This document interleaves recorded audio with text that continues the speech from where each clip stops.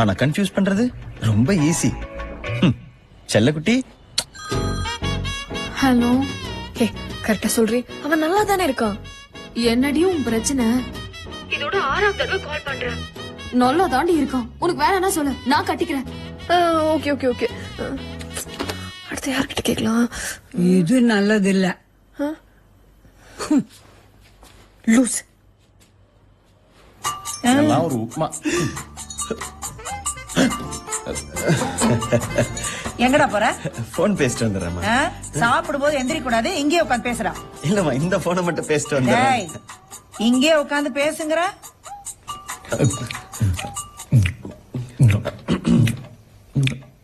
Hello.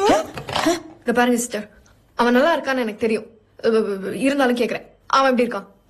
அவன் மாப்பிளைக்கு வச்ச டெமோ பீஸ் மாதிரி இருக்கான். உங்களுக்கு ரெமோ மாதிரி ஒரு பீஸ் தான்